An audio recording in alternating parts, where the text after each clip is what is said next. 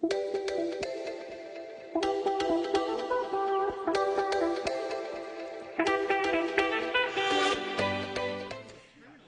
and welcome to Take Six. I am streaming executive producer Thomas Mates, filling in for Julie Broughton. She has the day off, but she should return tomorrow. We have a very full show for you today. We are going to be taking a look at some of the best cars of 2025. We'll also be taking a look at how a shortage of construction workers are driving up costs for development and building projects all across Central Florida and across the entire country. We'll also be getting an update on the health of Pope Francis. He is currently in critical condition. The Vatican has said he is showing some improvements, although his health remains, again, in critical condition. He remains in the hospital. All that'll be coming up in just a few moments. But first, we have to get a look at a terrible case of child abuse out of Lake County. Detectives there have said that the child, a 10-year-old boy, is in critical condition and that he was tortured. And now the boy's mother and a man are facing child abuse charges. News 6's Mark Lehman has the latest on that investigation.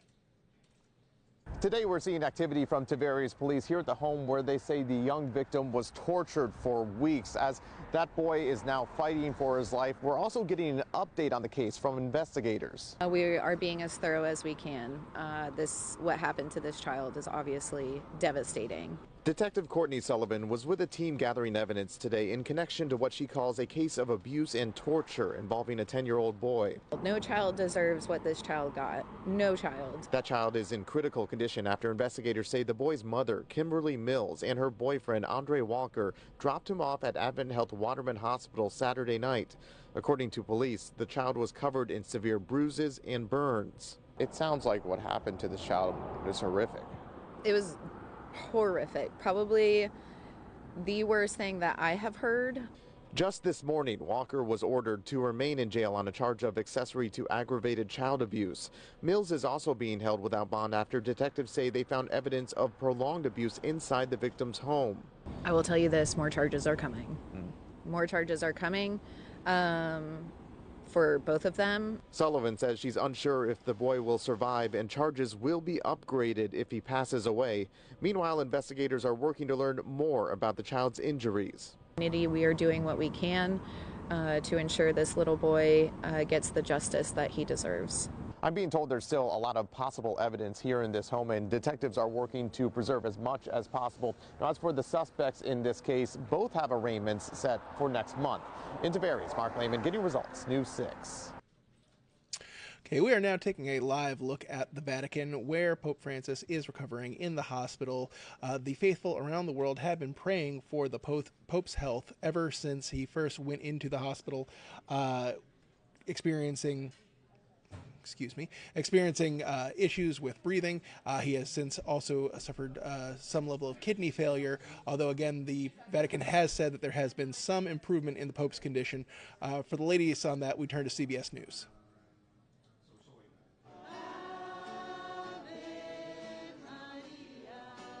The faithful are doing what their pontiff asked, to pray for him outside his Rome hospital and around the world. On St. Peter's Square Monday evening, a vigil was held not long after that latest medical report was released. I'm happy to hear that another day went by and he didn't sound like he was getting worse, but it also doesn't sound like he's getting a lot better. We asked our Dr. John LaPook to help us make sense of the latest. Some of the details in Monday night's dispatch from the Vatican include today there were no episodes of asthmatic respiratory crisis. One of the lines read, some laboratory tests have improved. How do you read that? It's hard to read that, Seth, without having the specific lab information, the numbers.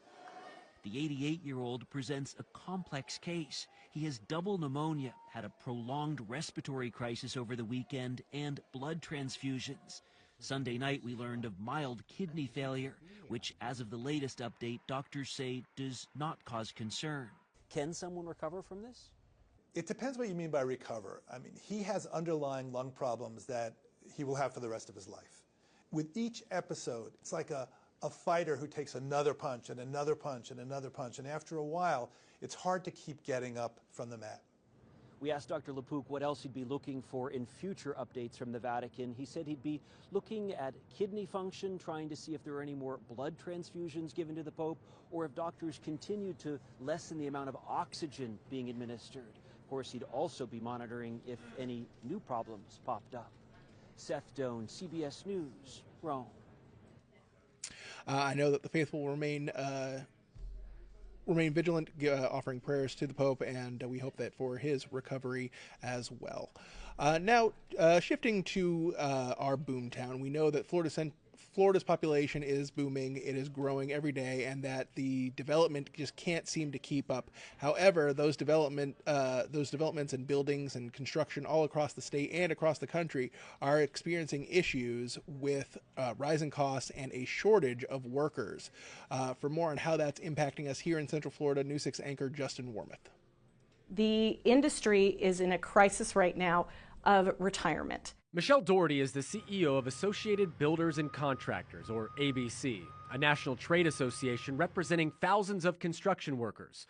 The crisis is this. Right now, we still have about a 500,000 person shortage in the construction industry. The shortage is exacerbating the already high construction costs that are passed on to consumers, not to mention keeping projects on schedule. Not only do we need to bring more people in, we need to get them experience and exposure to the industry faster than ever. For every 3 people retiring in the industry, just 1 is being hired. So ABC is focused on the youth. In fact, the organization recently invited 100 teenagers to its Orlando office, showcasing the different careers that are in high demand. We're doing epic things here in Central Florida. We're building amusement parks and hospitals and all of these things. And we want to show the young folks all of the different career opportunities right here in Central Florida. The Florida legislature has passed the strongest legislation to combat illegal immigration of any state in the entire country. But could sweeping immigration reform at the state and federal level make the shortage even deeper? And I have a lot of clients who are in the construction industry. Orlando attorney Anthony Suarez thinks it will. He told us not all, but most of his clients are undocumented immigrants who do drywall, roofing, and other home construction jobs. And they're working hard, they have good businesses, they pay their taxes, and they own land and real estate. So yes, they're all petrified, they're afraid. Across the country, immigrants account for 31% of all workers in construction trades. Florida has an even higher clip at 38%. The National Association of Builders is on record saying, quote, mass deportation is not the answer because any shock to the labor force would have an adverse impact on housing costs and supply.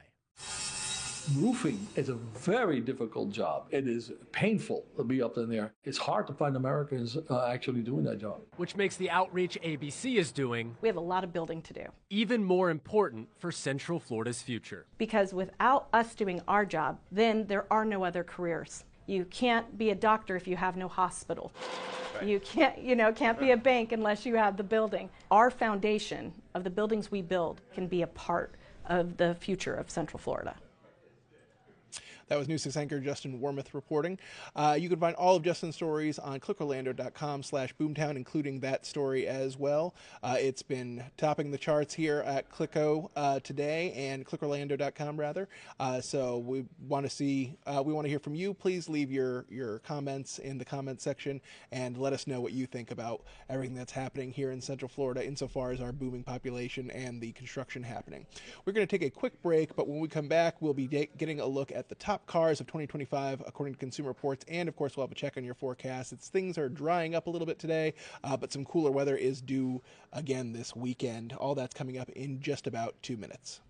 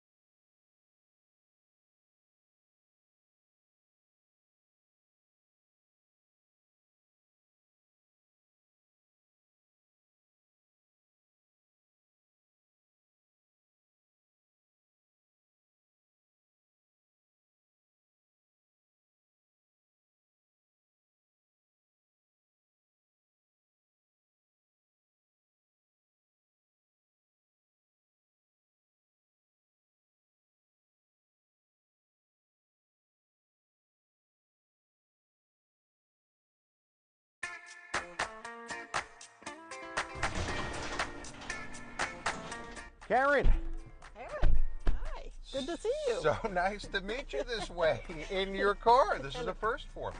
Kind of a strange way to meet, but It okay. is. Clearly, you already know that I'm Eric Von Eyck, the Handy Newsman, and I don't know if you know that Destiny is in your back seat. And you have been trying, Karen, to get these 3 little buttons to work for a long time now. Exactly. You have your car manual. Right, it's in the glove box. Okay, we'll start there. Okay, I'll let you work.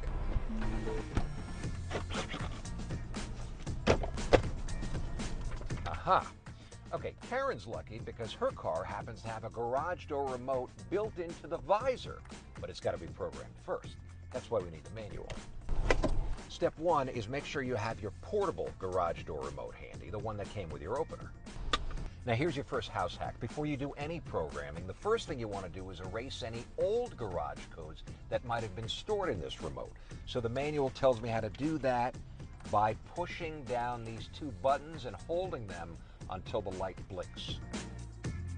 Step 2, follow the instructions. Okay, first, with your vehicle parked outside the garage, switch your ignition to the on position, but do not start your vehicle. Then it says hold down both buttons, so that's the one on the handheld remote and on the visor until you see a red light start to flash. Well, it flashed, but it didn't stay solid red, which is what we need.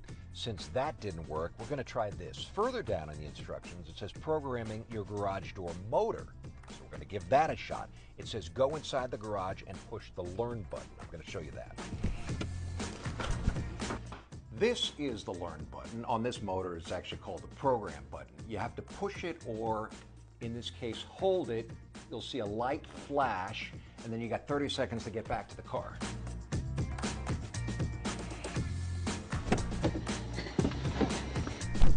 It says hold this for 2 seconds until it stops blinking.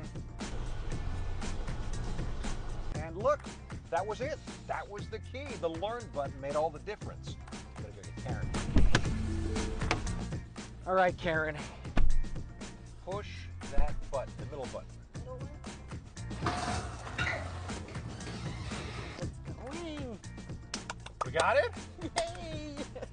We got results at home in car. Love it, love it. It may seem like common sense to just read the directions, but I know I've certainly been guilty of trying to skip the directions and figuring out for myself before. So important getting results at home lesson from News 6 anchor Eric Von Eyck. Speaking of cars, many people may be looking in the market for a new car, but of course, when you purchase a car, it's a big purchase. So you want to make sure you're getting your money's worth. News 6 Insider Guide Crystal Moyer takes a look at the top cars of 2025 with Consumer Reports. With over 250 new vehicles on the market and prices continuing to rise, finding a safe, reliable, and budget-friendly car can be challenging, right? I'm News 6 anchor and insider guide Crystal Moyer, and today, Consumer Reports released its top cars, trucks, and SUVs for 2025 to help you make the right choice. Every day, Consumer Reports tests new vehicles at its state-of-the-art facility, evaluating everything from safety and performance to fuel efficiency and cargo space. So here are Consumer Reports' top picks for 2025. The Toyota Highlander Hybrid is CR's choice for the best mid-sized SUV. The Highlander Hybrid is a great choice for a family road trip with 3 rows of seating, 35 miles per gallon overall in Consumer Reports testing, and a near 600-mile cruising range. The Subaru Forester is CR's pick for the best compact SUV. Its redesigned cabin is quiet and comfortable, and it gains some cargo space. The Forester is also efficient, averaging 29 miles per gallon in Consumer Reports tests. But a car doesn't have to be expensive to be a top pick. Take the Nissan Sentra, which starts at just over $20,000. It has great handling, a comfortable ride, intuitive controls, and a ton of its standard advanced safety features, making it an exceptional value. The redesigned Toyota Camry is only available as a hybrid. This top pick for sedans is fun to drive, reliable, and fuel efficient. Ford makes the list with Maverick and Maverick Hybrid pickup trucks. It's not as big as other pickups today, but the Maverick Hybrid delivers a stunning 37 miles per gallon. For those wanting to go fully electric, the Tesla Model Y is Consumer Reports' pick. I posted the full list of their top choices on clickorlando.com/insider. In the studio, Crystal Moyer, Getting Results, News 6. I know I would love to get a new car, but unfortunately I'm just not in the position to do that right now. You know, I've got an old Beater, been with me since 2011 or so, I'm going to drive that around for at least a little bit while longer, but I'll definitely keep an eye out on those in a couple years when I'm looking for a used car. Anyways, we are now taking a look at the weather. It was a wet start today, but things are drying out, although we are expecting a bit of a cool down later in the week. News 6 Chief Meteorologist Candace Campos has more. I'm News 6 Chief Meteorologist Candace Campos. Thank you for heading on to clickorlando.com and our Pinpoint weather app. After the wettest day of 2025 so far, we are going to start trending drier, all thanks to an area of low pressure trailing cold front that will continue to exit out into the Atlantic, possibly developing further out towards the northeast. But in its wake, we are going to start really tapping into much drier air. So in the meantime, as that low continues to pull away, we still have a slight chance for rain, especially along our coastal communities, with coverage up to about 30 to 40%, at least until about mid-morning. Throughout the afternoon, though, the skies will clear and temperatures will be back just below average. We're talking the upper 60s to low 70s along our coastline, closing in on those mid 70s the further inland you go throughout the day. Then later on for your Tuesday night, rather than starting off in the 60s like we have for the past few mornings, we're going to be starting off closer to near normal, nearing 50 to the mid 50s, pretty much area wide under partly cloudy skies. So again, that low will continue to slide out into the Atlantic. A little ridge of high pressure builds in for a few days, keeping things dry, and then we are going to be tapping into another stronger cold front. This one not producing much in the way of rainfall with it, so we're going to keep just a slight chance for rain on Thursday. But once that front clears, drier, cooler air with temperatures dropping back down into the 60s for highs for just one day, and then we'll be rebounding just in time for the weekend. As we get results here, the full 7-day forecast. Again, after that soggy start to the work week, we are going to trend much drier over the next couple of days, closing in on near 80 degrees by Thursday, with another little dip of winter by the end of the week. All right, I don't know about you, but I am looking forward to those 60-degree temperatures. I can't deal with the heat personally, but I know it's a fan favorite for a lot of people here in Central Florida. In any case, that'll do it for us here on Take 6. Thank you so much for your time today. We'll be back on News 6 at 4 with all your weather and headlines. Thank you so much for your time, and have a pleasant day.